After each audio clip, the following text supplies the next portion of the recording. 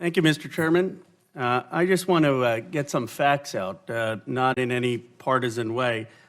Your budget proposal, as you put it, reduces Medicare spending by $845 billion. You describe it as efficiency and reduction of waste, but is that correct?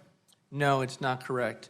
There is a gross federal savings for Medicare line in the budget, but when you add back the proposals that we include for a uncompensated care pool outside of Medicare for children's GME, Medicare. And what is the number when you add that? The number is about $517 billion in savings.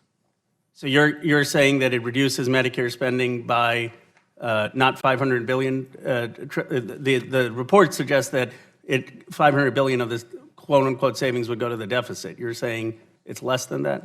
No, so right now, I thought you were asking about the number that has been reported in the press, $845 billion. Now, what would you say is the accurate number? The accurate number, again, we increase Medicare spending every year. This is not a... Not a long answer, just give me the number. I'm providing an answer for you. $517 billion in savings within Medicare over 10 years is the net Medicare savings number.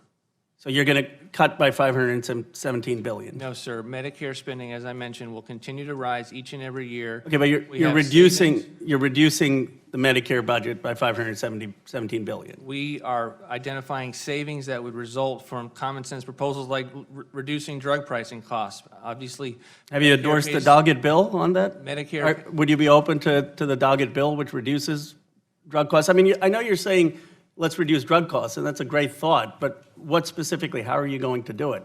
So far, the president hasn't supported the Doggett bill. The president hasn't supported any bills. I mean, would you commit today that the Doggett bill, which actually could reduce costs, you would consider supporting that? We'll certainly look at analyzing any piece of legislation that's out there as it pertains to drug. Does the president have legislation on how he's going to achieve these drug reductions? We do. What is the legislation? Is there HR or Senate bill? I mean, what legislation is he supporting? We're happy to work with Congress. We're hoping that Congress. But has he proposed any legislation? We have proposals that we hope you turn into. Has anyone introduced the legislation? We're working with Congress. I know you're working. Then what legislation is there? I mean, there are thousands of bills introduced. Is there a single bill the president's introduced to be able to get the savings that you want? Congressman, we don't introduce bills. No, but you suggest bills. I mean, have you proposed? And you do. I mean, you wrote the tax bill. I mean, we specifically propose policies that Congress can turn but into. You haven't worked with any single member of Congress to introduce any legislation to get this $500-some billion of reduction that you say you want. I don't think that's true. I think that. Is there a single member of Congress or bill you can point to? I think the Health and Human Service Department has an active legislative office that is working to turn these policies into actual proposals. I don't want to belabor it, but if you could maybe submit for the record what legislation we can get behind that would get $517 billion of drug cost savings. So far, I only know the Doggett bill. I mean, maybe there's some other magic solution. The other thing I want to quickly go over is you propose $1 billion of cuts in the National Science Foundation. Is that correct? We have cuts to the National Science Foundation. I was with Secretary Condoleezza Rice the other day. She's near my district at Stanford. She said the single biggest thing we can do for the national security of this country is double our National Science Foundation.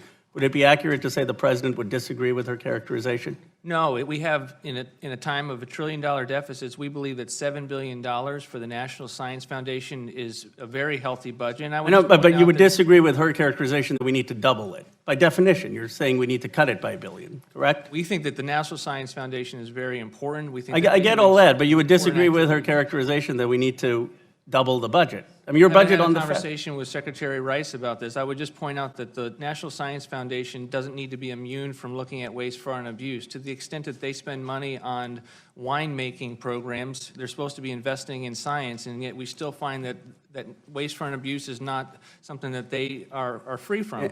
That's the conversation we want to have. And you're cutting the National Institute of Health budget by $4.9 billion. Is that correct?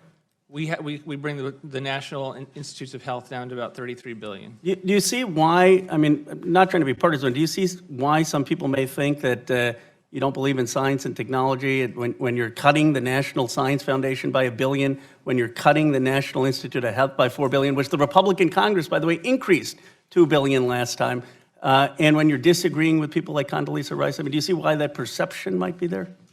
I don't believe I understand why the perception would be there, because we look at the fact that we're spending $134 billion in research and development. That's exactly what we spent in the last 2 years. Now, we allocate it differently, but it's something that we prioritize a great deal.